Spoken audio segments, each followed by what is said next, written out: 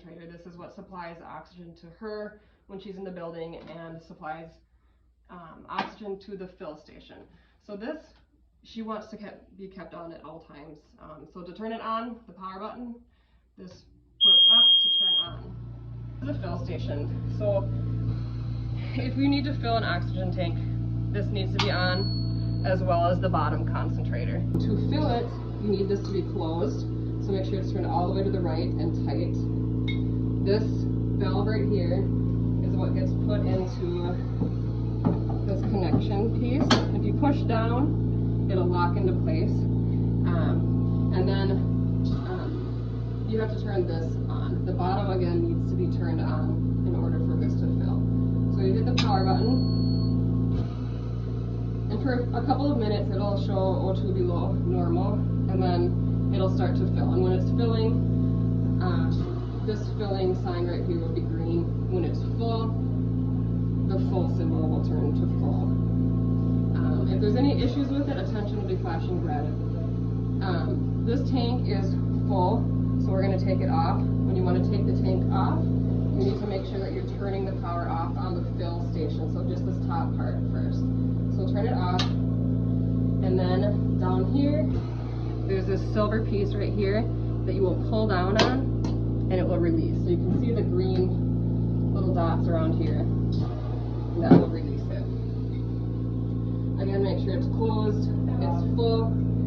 I forgot to say before that this should be at 0 when you're filling it. So this valve is what you open and to adjust the liter flow for the resident is to touch the oxygen. It needs to be at 0 when you're filling it. This is how the fill station will display if the oxygen tank is filling. The green light will be lit up on filling, and it will switch over to full when it's done. So to check if an oxygen tank is full or not, if you look at it right now, it looks like it is full. But once you open this valve on the top, to open it, turn it to the left, lefty-loosey. You don't have to turn it very far, just until it opens. It still says it's full. It shows that it is about halfway full, so we want to put that on to fill it back up. The nasal cannula and the oxygen tubing is hooked up to this little port right here. We're going to take it off by pulling down and twisting until it comes off. We don't ever want to lay this tubing on the ground or anywhere where the nasal cannula is going to touch the ground. We want to keep it clean. Okay, so if we want to fill this tank, we make sure it's at 0. And right now, this valve is open, so we want to turn it all the way to the right to close it. Okay, so when you're going to hook the resident up to the portable oxygen tank,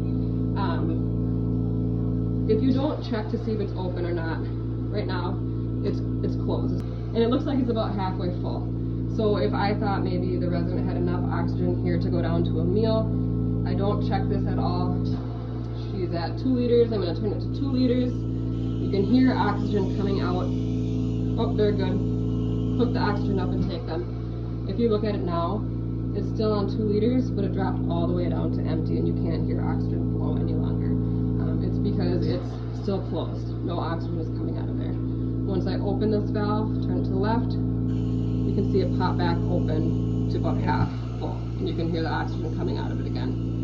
I recommend when you hook the oxygen, before you hook the oxygen cannula or oxygen tubing up to it, that you make sure that you can feel air coming out of there,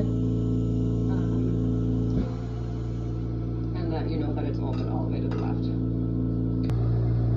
To adjust the liter flow, it depends on what liter per minute the resident is on. Right now, if you can see that there's a little ball in there, and it's right at the right in between the 2 and the 4, so she's at 3 liters right now.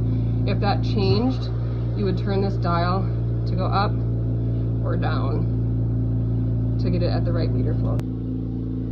Okay, you can tell that the nasal cannula has a curve to it. It's curved like this. You want it to go into the resident's nose in that direction, so that the curve in that nasal cannula is following the path for the nasal passage path. If you put it upside down so that the prongs are like this, a lot of the air is going to get blocked by their nose, and she's not going to get as much oxygen flow that she would if you following the nasal passage. If we don't have enough of these green regulators to keep it on while we're filling, like this one is here, we would need to take this off and move it to the new oxygen tank when we're switching tanks. To do that, you want to make sure this is at 0, and you want to make sure that this tank is all the way closed, so all the way to the right. You can't move it any farther to the right. Once you have that, you can slowly start to turn this, and you can see that the oxygen, the little lever is going down. Do it slowly until you stop hearing airflow, and then you can untwist it until this whole thing slides off the tank. You can see that there's 3 little openings for the prongs. I don't know if you can see inside of there, but there's 3 prongs. So if you're putting this onto a new tank, you would want to make sure that those are lined up in place, and then twist it until it's tight.